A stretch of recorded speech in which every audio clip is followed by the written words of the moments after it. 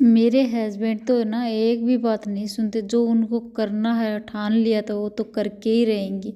जहाँ पे जाना है उनको जाएंगे। और मुझे गाइस भी अभी मैं निकल रही हूँ लेकर जाने की वॉकिंग जिद पे, पे अड़े हुए रेडी हैं। होके स्वेटर पहन लिया है क्योंकि आज यहाँ पे बहुत ठंडी कहर चल रही है ऐसी। जलेबियों की खुशबू इतनी मस्त आ रही थी। जलेबी और समोसे मंदिर के आगे में इतनी दुकानें लगी हैं क्योंकि आज संडे है ना, इस वजह से लोग बहुत ज़्यादा आते हैं, भीड़ रहती है संडे को लगती है। पिछली बार लगी थी जलेबी की तो खाई थी पर वो टेस्टी नहीं थी। आज ज़रूर लेके जाऊँगी। आते ही मेरा मन कर रहा था, खुशबू आ रही थी तीन चार अच्छी मीठी मीठी। तो चलिए राउंड को टर्न करने।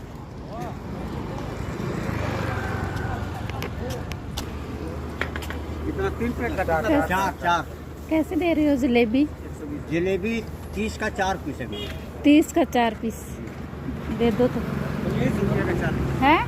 30 रुपये का 4 पीस। ठीक है भाई, पार्सल करना है, नहीं, पैक ही कर दो। पे करना है ना आपका एक ही प्लेट। हाँ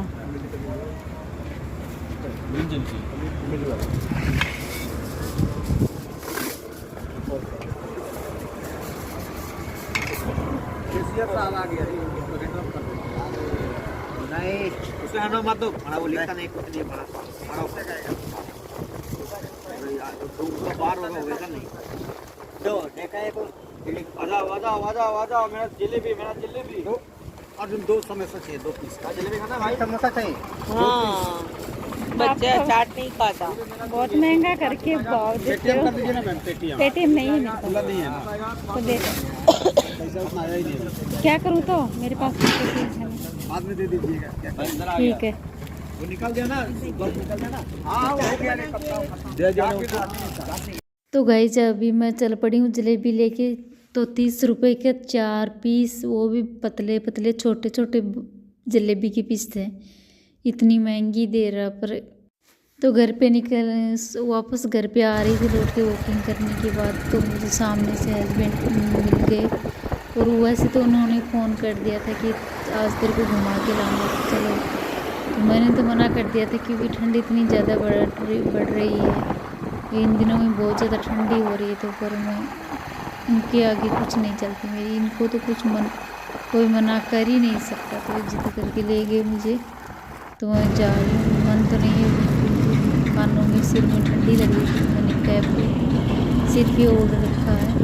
और यहाँ पे दिखा रही मुझे आज कि यहाँ पे बिजली का काम चल रहा है। सीधी लाइट कट जाती है रोज पूरे दिन भर लाइट काट के रखते हैं। फ़ोन आधी बार तो डिश ही पड़ा रहता है।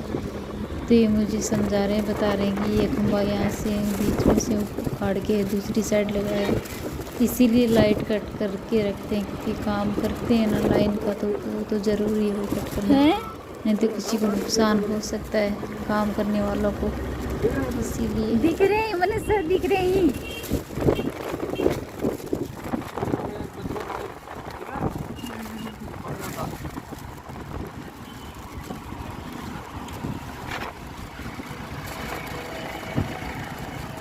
और सारा सब कुछ दिखाने के बाद में मुझे ज़बरदस्ती से ले गए फ्रूट की दुकान पे। वैसे भी मैं फ्रूट थोड़े बहुत हमेशा ले ही लेती हूँ भाई, वॉकिंग पे आती हूँ तब ले जाती हूँ। पर आज सुबह में सब्जी वाला आया हुआ था तो उसी से ले लिया था मैंने। तो इसलिए पर इनकी जिद के आगे कोई रुक नहीं सकता भाई। तो जो बोल दिया तो बोल दिया। तो इन्होंने क्या एप्पल ले रहे हैं, पपीता का पूछा, चलो पपीता का पूछा, पर मुझे एप्पल तो बिल्कुल भी पसंद नहीं है बिल्कुल भी। पर इनके आगे क्या करूँ, तो इन्होंने ले लिया ज़बरदस्ती से। तो अभी मुझे खाना तो पड़ेगा। पर सच्ची बात बोल रही हूँ कि मुझे एप्पल खाना बिल्कुल पसंद नहीं है। तो क्या बोलते हैं कभी कभार खा लेना चाहिए, तो खा क्या लें जब पसंद ही नहीं है, सूट ही नहीं होता तो क्या खाऊं।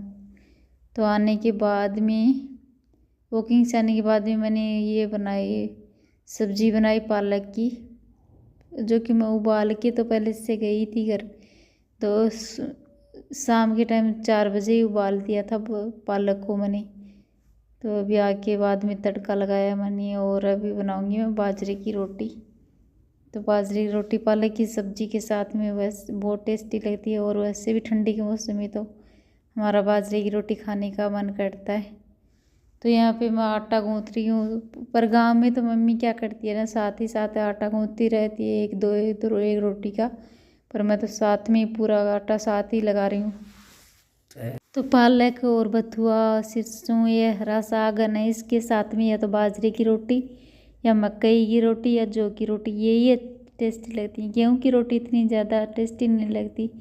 तो इनके साथ में इन बाजरे के साथ मैं तो ज़्यादा करके ये बनाती हूँ ना, हरी सब्जी पालक की, बथुए की तो बाजरे की बनाती हूँ। कभी कभार मक्का की बना लेती हूँ। पर अब की बार तो मैंने मक्का की एक बार भी नहीं बनाई, नहीं तो रेसिपी आपके साथ में ज़रूर शेयर कर देती।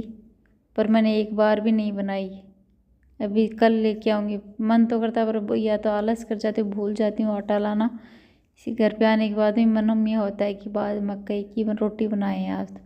पर बनाए कैसे, सब वो आटा ही नहीं लेके आती हूँ तो और अभी मैं फटाफट से है ना ये छोटी रोटी तो मैंने गाय के लिए बनाई, क्योंकि बड़ी रोटी नहीं बना पाई। तो वो सीखती बहुत धीरे है इंडक्शन पे।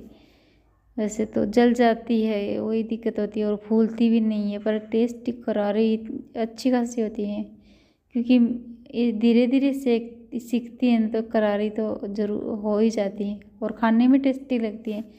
वैसे फूलती नहीं और दिखने में भी कोई जल जाती हैं। थोड़ी आँच को बढ़ा देती हूँ तो पर टेस्टी लगती है। करारी मुझे बहुत टेस्टी लगती है।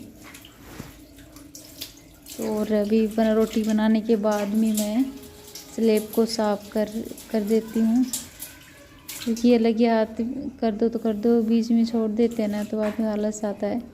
मेरी क्या है, जब खाना बनाने के बाद में तुरंत स्लेब को सबको साफ करने के बाद में दूसरा काम करती हूँ। मेरा फ़ोन भी किसी का कॉल भी आ जाता है ना, तो मैं वो भी बाद में अटेंड करती हूँ। पहले स्लेब को साफ़ करती हूँ, क्योंकि बाद में गंदा लगता है और करने में भी आलस होता है।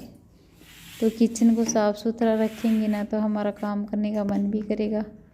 और ये लगे हाथ में बर्तन भी थोड़े हैं ना, क्लीन साफ़ कर देती हूँ।